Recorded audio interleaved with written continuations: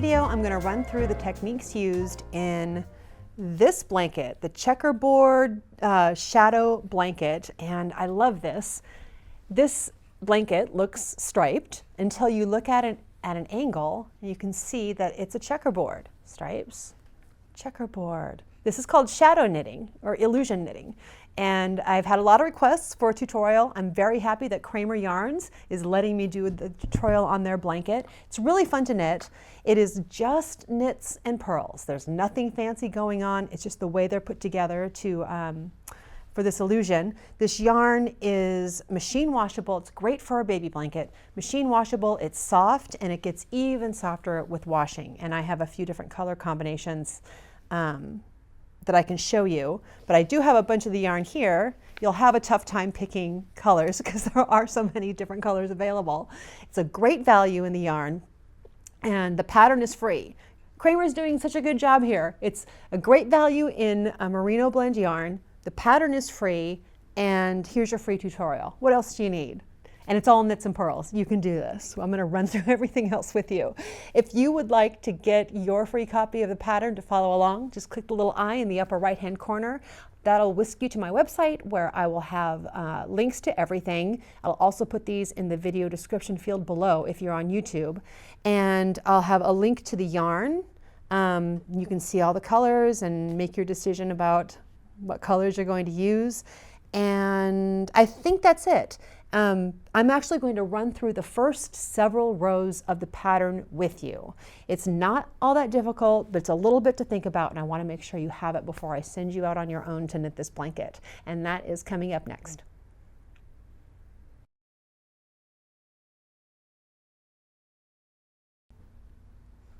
If you have your free pattern and your yarn on the way, we are ready to get started with this. We're going to get a close-up look at the blanket so you can understand how this illusion thing works. But first I want to show you something else, something that I get asked all the time, and that is, how do I start a yarn that comes in a skein like this? And I've explained this in a few other videos. Let's go ahead and do this now.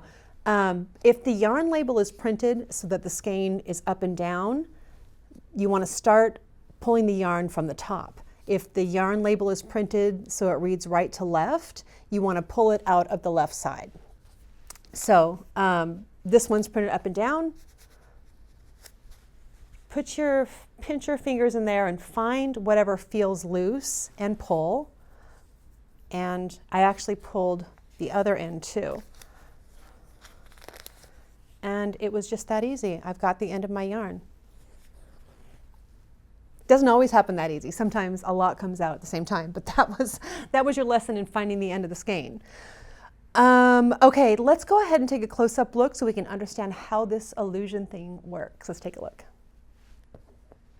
Okay, here's my blanket, and I'm looking on the monitor. You can kind of see the checkerboard blanket the way it is right now, but if you take a look across, it is just, here's a cream stripe all the way across and a green stripe all the way across. And the only thing that's different is we have purl bumps here and knit stitches here and purl bumps here, and that's what creates the checkerboard look, right?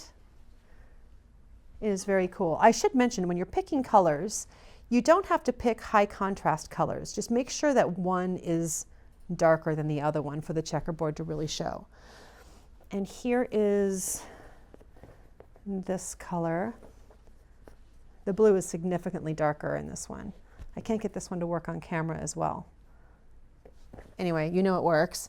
And then here's a pink one with two colors of pink. There we go. I'm watching the monitor. I know you know that this works.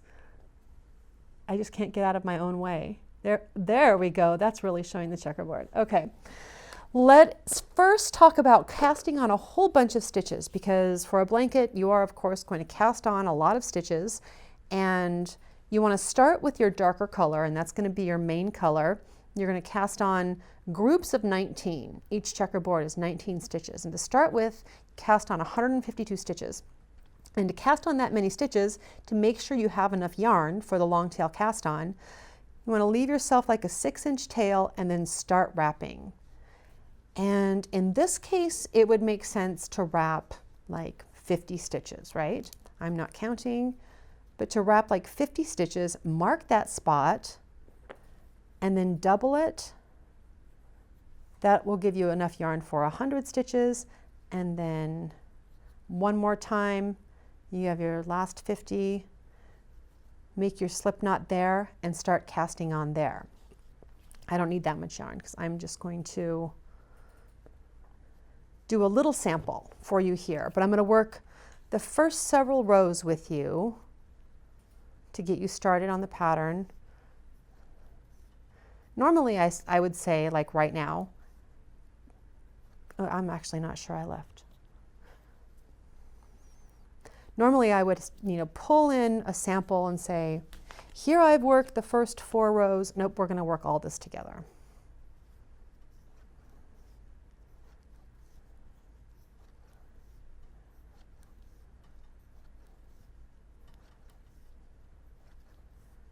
I am using the long tail cast on, a version of the long tail cast on.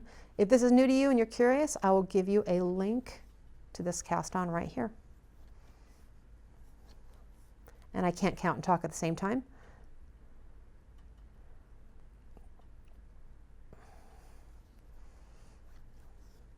And every 19 stitches, you want to place a marker.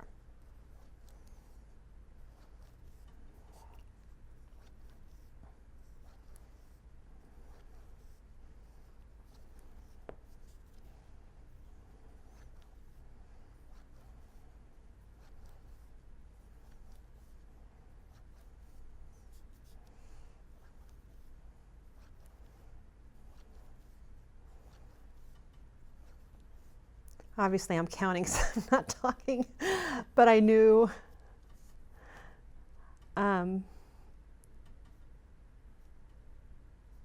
you'd think I'd be good at counting and talking at the same time after doing videos for as long as I've been doing this, but I can't.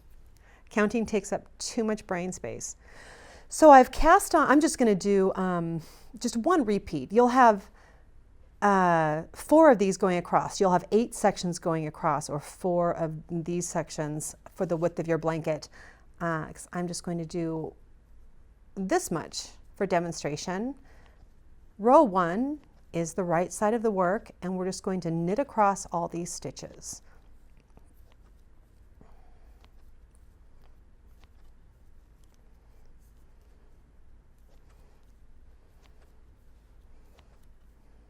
Do you know what I don't have? Is the pattern in front of me. I think I know exactly what I'm doing, but I want to make sure not to confuse anybody. There we go. If I got the knits and the purl backwards, it would still show up as a checkerboard, but boy, people would be confused.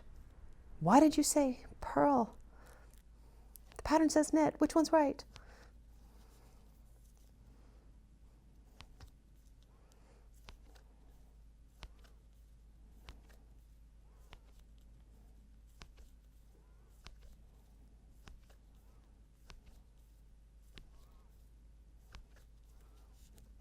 Okay, the right side of the work on every row is to just knit across all the stitches, like we just did. Okay, now this is the wrong side, and I'm working with the main color here.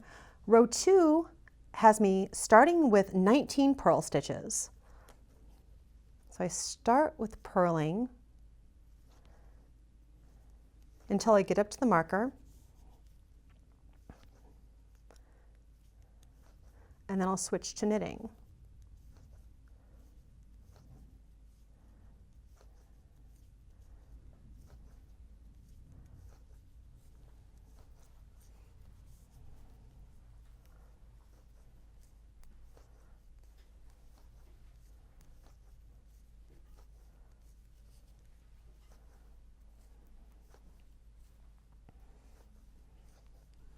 Okay, and I pull my yarn back to knit across, and of course you'll be knitting a wider blanket, more than just 2 sections.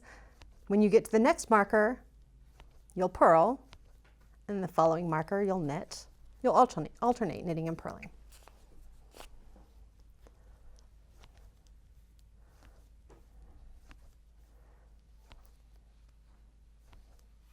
Okay, we're at the end of this row, and row 3 has us pulling in the contrasting color. And it's a right side row, and so every right side row is just knitting across all the stitches. I'm going to put my needle in, fold the yarn over, leaving about a 6-inch tail, wrap the needle and pull it through, and then just, we're attached. Use that color.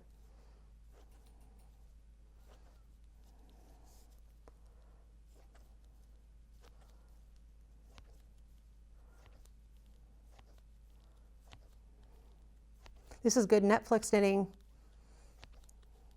especially the right side rows where all you're doing is knitting.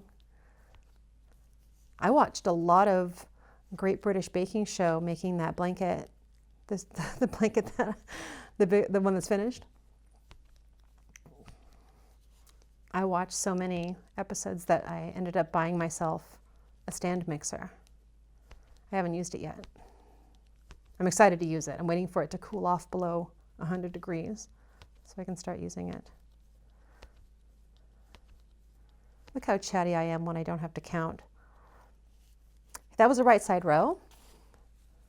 We turn the work, and on row 4, with the contrasting color, we're going to start with knitting. With the main color on the wrong side of the work, we started with purling.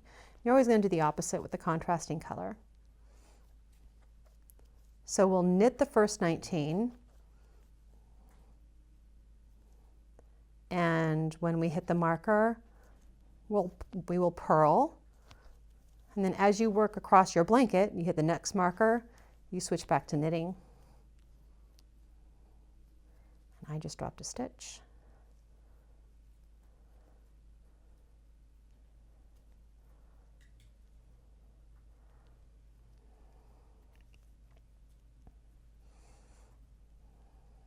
There we go.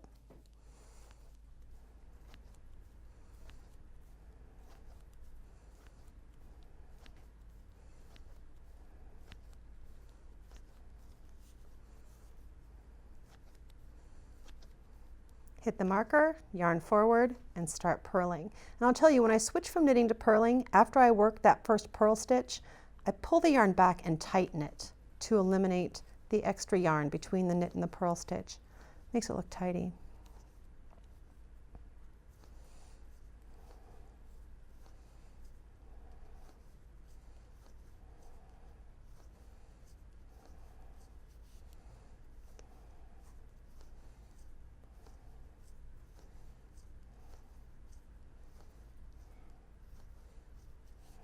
Okay.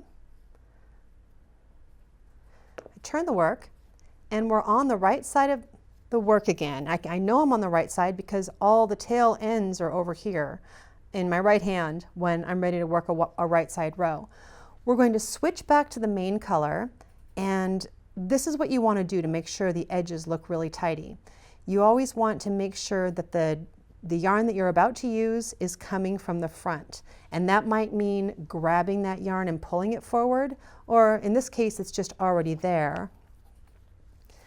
And this is a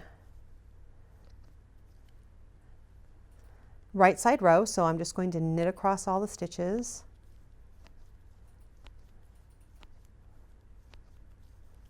I also want to show you,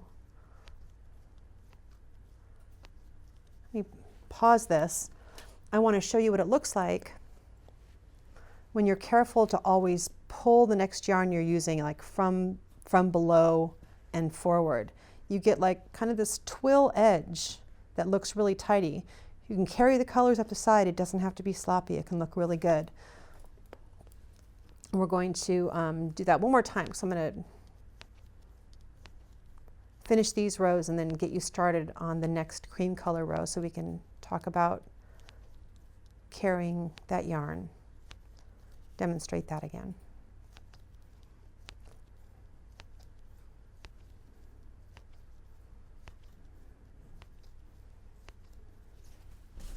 Whoops, yarn on the floor.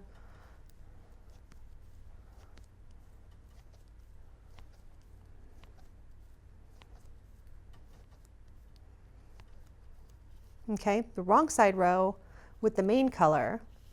We're back to row 2 of the 4-row repeat. I'm going to start with purling.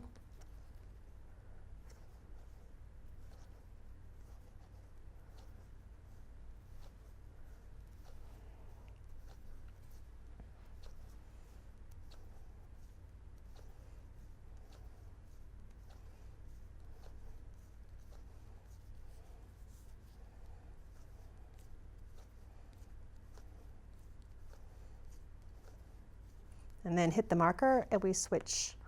And you throw the marker down, switch to knitting.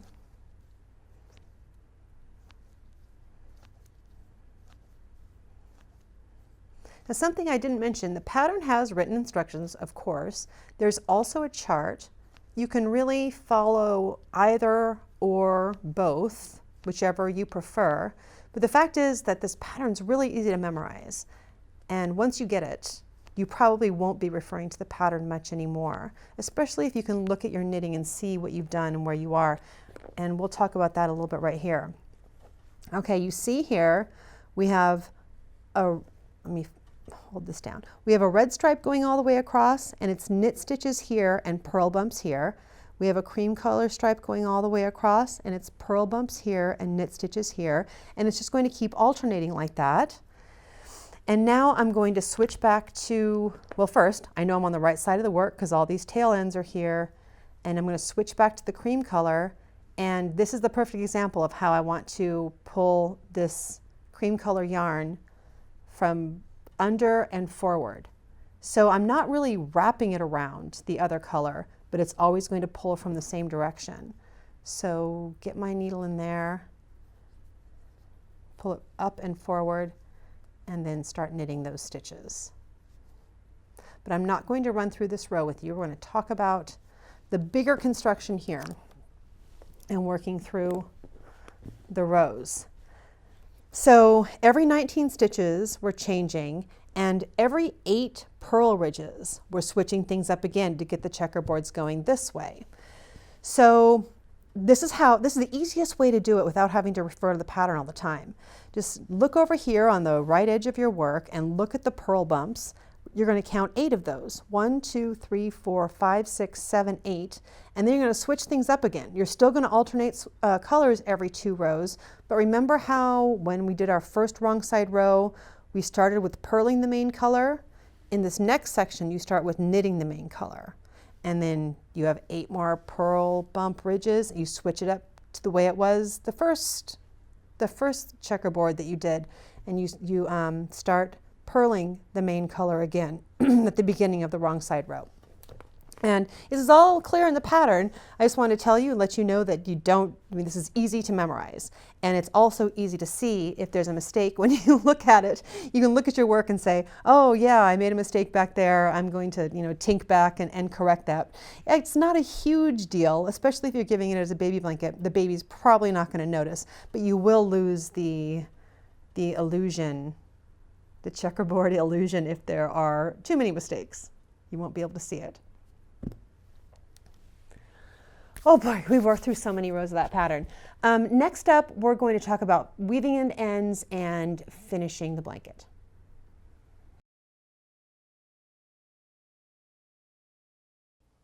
In this last section, we're going to talk, late start. Shah. In this last, I'm not going to say that. In this last part, we're going to talk about finishing the blanket. I also want to talk a bit about washing and drying. It's not super important that you get exact gauge in this blanket. You want to make sure the fabric is nice, and so you don't want it to be too loose or too tight. Because it's not a fitted garment, exact gauge isn't important. But something that I discovered with this blanket, it's machine washable, machine dryable, and after you wash it and dry it, it doesn't shrink or anything. It's the exact same size it was coming out of the dryer that it was going into the washer. That's good to know, because even with machine washable yarn sometimes, it doesn't shrink exactly, but just because it's not like felting or getting ruined or anything, but it does come out a little bit smaller. This was the exact size going in and coming out, same size. So that's good to know. And the yarn just gets softer and softer with washing. which is really nice for a baby blanket. So the next thing I want to demonstrate is attaching a new ball of yarn. And we attached, you know, our contrasting color, our first color, at the edge of the work. I actually don't recommend attaching all the yarn you're going to need at the edge of the work, because it can create an uneven edge. It can also create some bulk. But when you're working in something that is kind of essentially garter stitch, it's easy to add the new ball of yarn kind of anywhere. So first, let's get started with that. Let's demonstrate that.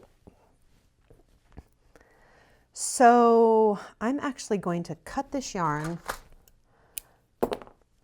and I'm going to knit a few stitches. I'm going to pretend like, oh no, that's all the yarn I have left. I don't want to swap out a new ball of yarn at the very edge though. I'm going to knit in a little bit, and as long as it's on a knit stitch, like the right side of the work is always a knit stitch, right? As long as it's on a knit stitch, it's really easy to do. I'm going to put my needle in, grab my new ball of yarn, and start it just like I did with the contrasting color.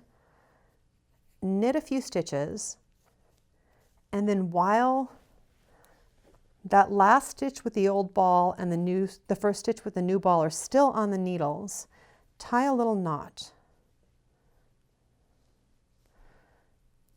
And because it's on the needle, it'll keep them the right size. They won't get smashed into oblivion if they're like when they're on the cord. Anyway, with a essentially garter stitch like this, that's a really easy way. You can weave that end in, no extra bulk. It keeps the edge line really nice without, you know, little knots on the side or anything. That's how I do it. That's how I did it on my blanket. I think it looks pretty good. Now, with weaving in ends, this is essentially weaving in ends in garter stitch. And I'm going to go ahead and give you a link here to my video, Weaving in Ends in Garter Stitch, where I use really bulky yarn and go really slowly through umbrellas and smiles, which is what I'm going to show you here. But it's a little more, it's an easier demonstration. I'm going to show you here actually on the blanket, because even though there are purl bumps and it's not exactly garter stitch, we're going to still treat it like garter stitch. I'm going to go up into an umbrella, up into a smile, follow that around, down into a smile, down into an umbrella, follow that smile around, up into an umbrella, up into a smile, follow that umbrella around, down into a smile, down into an umbrella. And I know that this is easier than we have got multiple colors going on and stuff, but I just want to demonstrate that you're going to treat it just like garter stitch. But if you were confused about that at all, please click through to my video where I demonstrated big and clear on big chunky garter stitch. For this second end, I don't want to weave in an end in the same spot, so I'm going to take this yarn up to the next little bit of garter stitch to weave it in, and then do the same thing with umbrellas and smiles and umbrellas and smiles, and it kind of makes like a Christmas candy shape. Okay, let me check my list here. That is all I want to demonstrate here. The last thing I want to talk about is if you're giving this blanket as a gift. Like we've mentioned, it is perfectly machine washable and dryable. If you're presenting it as a gift, there's one extra thing that I think I would do before I put it in the gift box and put a bow on it, is I would steam it out. And it'll come out of the washer looking really good, but if you steam out the corners to perfectly square and then fold it up and put it in the box, it's just going to look that much better. Now that's not something that the parents are going to do with the baby blanket, every time they wash it, but just for presenting a gift, I think that's what I'd do. I'd square out the corners using a steam iron, but without pressing down on the wool. Just blast some steam into it, a little pin in the ironing board to hold it, the corner really nice, let it cool like that, then fold it up and put it in the box. I think that'll look really nice and look really professional. Wonder how you got to be such an amazing knitter. Anyway, many thanks to Kramer Yarns for this tutorial that they sponsored and the free pattern. Love this pattern. I hope you have a lot of fun knitting it. Good luck.